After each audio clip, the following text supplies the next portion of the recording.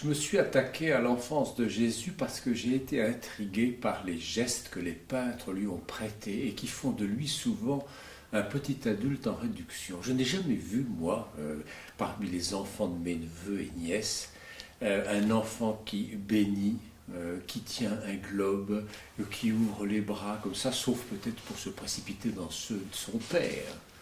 Mais j'ai été intrigué, si vous voulez, et du coup j'ai enquêté de manière systématique sur tous les sujets qui prêtent à Jésus des attitudes qui ne sont pas forcément celles d'un enfant ordinaire. Voilà. Certains ont pensé parmi les théologiens et les historiens de l'art qu'il y avait motif de penser que d'une certaine manière, l'enfance de Jésus, l'enfance humaine de Jésus, lui avait été volée, pour ainsi dire, par sa divinité. Bon. Comme si l'humanité avait été absorbée et noyée dans quelque chose qui lui est supérieur, à savoir la divinité de Jésus, que confesse le credo. Il est vrai homme, il est vrai Dieu, mais qu'en est-il du vrai homme? Le vrai homme a-t-il pu subsister dans le vrai Dieu, voyez, bon. Et du coup, je me livre à une enquête où je laisse de côté, si vous voulez, les théologiens et même les spirituels, je les cite, mais d'une certaine manière, j'interroge d'abord les peintres. Qu'en avez-vous pensé ou que croyez-vous que vous avez fait en peignant l'enfant Jésus concernant précisément cette question? On apprend d'abord que l'enfance de Jésus a fasciné l'imagination des peintres. Disons à partir du VIe siècle, une certaine Vierge à l'enfant de Sainte Françoise romaine, jusqu'au XXIe, encore que le XXe marque un peu le pas sur la Vierge à l'enfant dans l'art contemporain. Peu de peintres y sont intéressés. Mais enfin, ça fait quand même un paquet de siècles au cours desquels les peintres ont été fascinés par l'enfant Jésus. Et ensuite, on apprend, enfin j'espère enseigner, que mon enquête un peu systématique permet de classer les peintures en trois grands ensembles.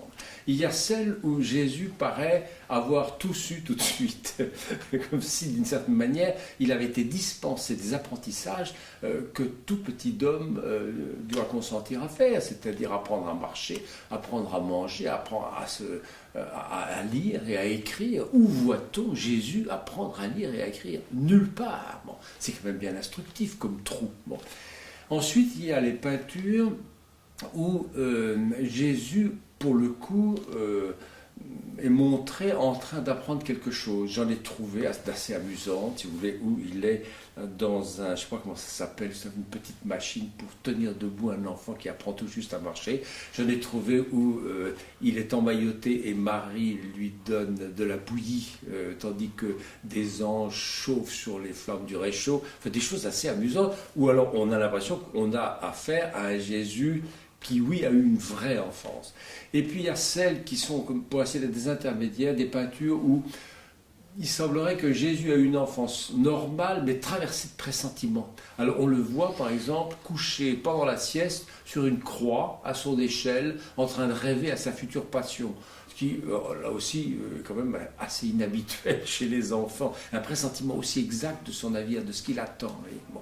Alors voilà, j'ai classé les peintures et je trouve ça extrêmement instructif. Cela prouve au total que, au fond, toute la peinture occidentale, un peu moins l'orientale, a été tentée par ce que les théologiens appellent le docétisme, c'est-à-dire une hérésie qui considère que l'humanité de Jésus, au fond, était plutôt une sorte de semblant ou de faux semblant, et qu'en réalité, il était tellement Dieu qu'il n'a pas eu de vraie enfance.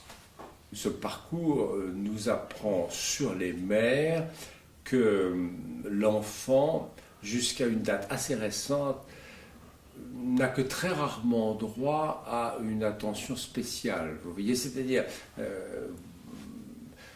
que des peintures qui montrent Jésus pour lui-même, indépendamment des bras de sa maman, sont au fond très rares. Il y en a quelques-unes, en particulier des peintures du XIXe siècle où on voit un Jésus préadolescent enseignant, alors de nouveau avec, comment dire, un aplomb, une autorité qui sidère. Bon.